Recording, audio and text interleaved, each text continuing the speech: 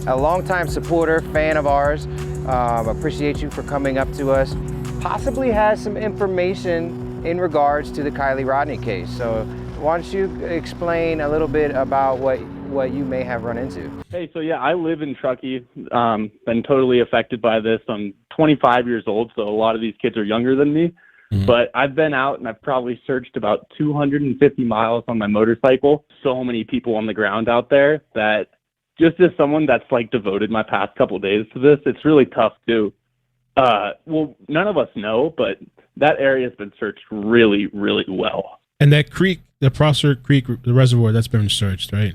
Yeah, no, the water's been searched. There's actually 3 reservoirs nearby. Okay. There's the Stampede, Prosser, and then Boca Reservoir as well. But they're all kind of spread out.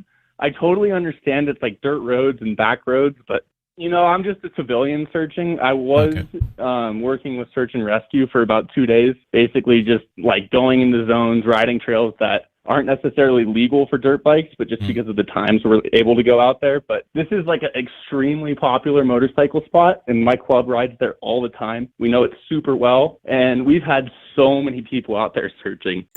So my name is Nick. I work at an emergency roadside assistance program. I got a call up in Truckee, Boca, for a battery call. Pretty much that means that the vehicle can't start. So I went en route up there, found the vehicle. At the time, I didn't realize that this was a situation. And let me stop you right there. Yeah. You said you went to Boca. Yes, sir.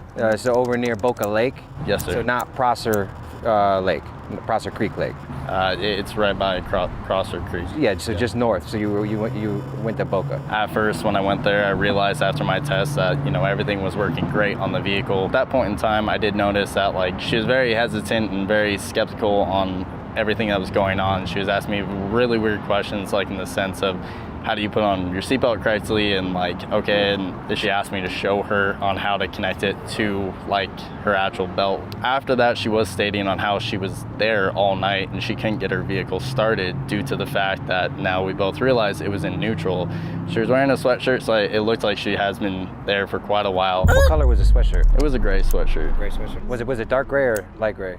It was light gray. Okay. Yeah. Also, there was a guy there that was with her at time being. He was wearing a black San Francisco flat top ball cap facing forwards, brown hair that's sticking out just a little bit on the sides. It was kind of like they were both kind of at unease is what it looked like for me, like as if either they had a crazy night or a crazy day or there's something going on I couldn't know, and at the time I didn't realize what was going on. But other than that, he was a thinner built guy is the best way I could put it, with a bro tank, and it was a white bro tank.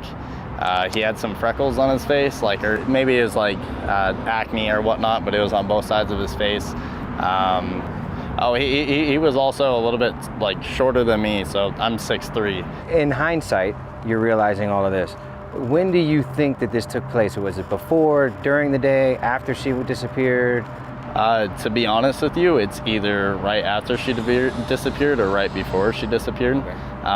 But it was around noonish, like 11 o'clock in the morning when I got out to her. And during that period of time, after the period, I told her that I was going to leave and I hope you have a great day. Vehicle, I told her to keep it running for a couple of hours to obviously make sure everything is working good on the vehicle, charging system wise. At that point in time, then I left, and then a week later is when I saw at a coffee shop that she was gone. You saw this on a flyer or something? Yeah, but then everything spiraled out of control and I got in contact with the detective and tried to do everything I could, and yeah, and then I saw you guys. Now we know we probably have a tie to Boca, you know, which was already on my radar.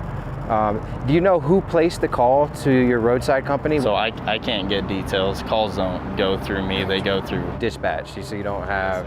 So when you were digitally dispatched, did you call them to say you were coming, or you just showed up?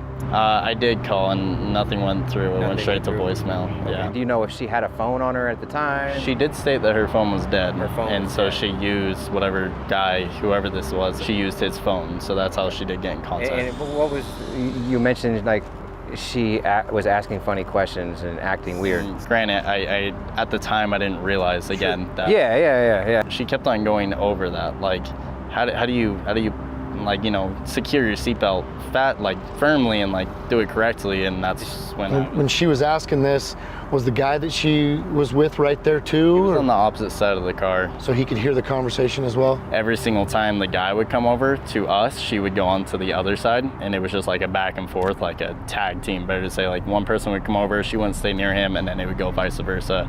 Or if we were at the front of the car going about the battery and talking about the battery, he was always on one side, she was on the other. They were never close to each other. She was uncomfortable. Right. Yeah, because that screams awkwardness and someone being uncomfortable. And when in that scenario, if he was there with her, he should have been right next to her. If not dealing with you the entire time and not her. Did she seem high or intoxicated or? I thought that maybe she was either hungover or just had a really rough day. She looked distressed.